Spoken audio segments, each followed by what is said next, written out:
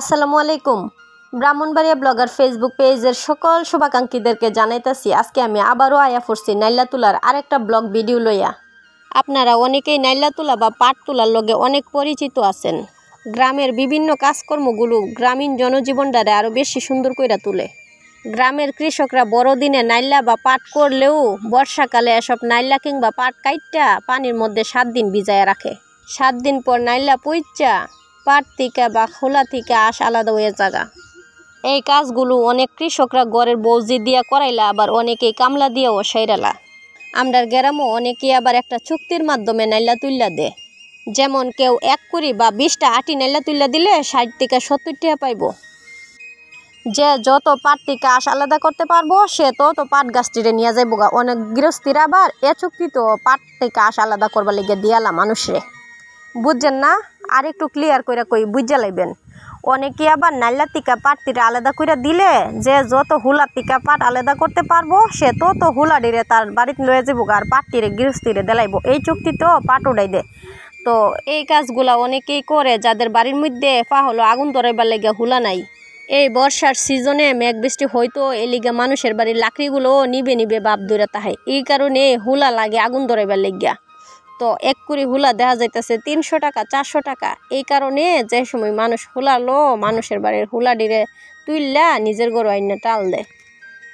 এই কাজটা কিন্তু গ্রামের হগলেই করতে পারে না, যারা একটু বেশি কর্মর তারাই এই কাজগুলা করে। আর অকর্মা অলস আছে না, এগুলা গ্যাস হইরাইন দেখা। গ্রাম হইলে কি হইব, এলপি গ্যাস তো আছেই, ব্রাহ্মণবাড়িয়ার এলপি গ্যাস। বুঝছেন না? পাটকে বাংলাদেশে সোনালী আঁশ বললেও 1%ও লাভ নেই, কারণ কৃষক তার ন্যায্য মূল্য পায় না। শুধু পাট হই না, ধান চাল গম সরিষা কোনো কিছুর ন্যায্য মূল্যই কৃষক পায় না। তবে বাজারে গিয়ে দেখেন 1000 টাকার এক ব্যাগ বাজারও আয় না। আসলে এসবের জন্য দায়ী কারা? কালুবাজারিরা, যারা গুদাম করে স্টোর করে শস্যদ্রব্য রাইখা দেয় তারা। যেমন গুলালুই ধরেন, লোয়া তো আর সময় 20 টাকা কেজি ছিল, এখন কিন্তু 70 টাকা কেজি। তাহলে কালুবাজারি যে ব্যবসায়ীরা আছে তারা গুদাম করে স্টোর করে রাইখা দিছে, আর এই জন্য এখন 70 টাকা কেজি বিক্রি করতেছে। এই যে গাছের লগে জুলাইয়া দাঁড় করাই রাখছে দেখতেছেন, এই ডিরেই আমরা ব্রাহ্মণবাড়িয়ার আঞ্চলিক ভাষায় হুলারাডি বলি। কোন সময় খাইছো গিয়া? দুপুরবেলা। নাইলা ভিজাইছিল কোন সময়? 7 দিন হইব। 7 দিন হয়ে গেছে গা। সিয়ন এলে কেমন পিচ্ছা গেছে গা না? তো তুমি একলা একলা তুলতাছো যে? হেরে বাসায় গেছে হাইতো। আরে হাইতো গেছে? হেরাও কি সকাল বেলায় আইসলো? নাইলা কাইটা পানির মধ্যে বুট দিয়ে রাখছে। বুটের উপরে ফেনা দিয়ে আইডারে ডাইকা দিব যেন পইচা যা। মানে পাট থেকে আঁশ আলাদা হয়ে জাগা। বাংলাদেশের কৃষি নির্ভর অর্থনীতিতে পাট ও পাটজাত দ্রব্য রপ্তানি করে বিপুল পরিমাণ বৈদেশিক মুদ্রা অর্জন করতেছে। এই জন্যই পাটকে বাংলাদেশে সোনালী আঁশ বলে। কিন্তু বললে কি কামইব, কৃষক তো আর ন্যায্য মূল্য পাইতেছে না এই পাটের। এই সোনালী আঁশ রূপালী ইতিহাস হয়েই থেকে যাইতেছে গা। পৃথিবীর সবচেয়ে গুরুত্বপূর্ণ আঁশ ফসল হিসাবে তোলার পর কিন্তু পাটের অবস্থান। বাংলাদেশের পাট চাষের ইতিহাস প্রাচীন।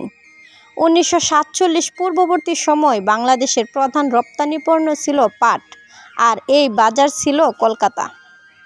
পূর্ব বাংলার এই পাটের উপর নির্ভর করেই কলকাতায় গড়ে উঠেছিল অসংখ্য পাট মিল। আর সেই সময় বাংলা বিভক্ত হওয়ায় প্রথমবারের মতো বাংলার পাট শিল্প হুমকির মুখে পড়ে যায়। বন্ধু বান্ধবীগণ, ভিডিওটা আর বড় না করি। আমার এই আঞ্চলিক ভাষার ভিডিওটা আপনাদের কাছে যদি ভালো লাগে, ভিডিওটাতে অবশ্যই একটা লাইক কমেন্ট শেয়ার করবেন, আর আমার ফেসবুক পেজটাতে একটা ফলো দিয়ে আসবেন। সবাই সবসময়ের জন্য ভালো থাকবেন, আমার জন্য দোয়া করবেন। টাটা বাই বাই, আল্লাহ হাফেজ, আসসালামু আলাইকুম।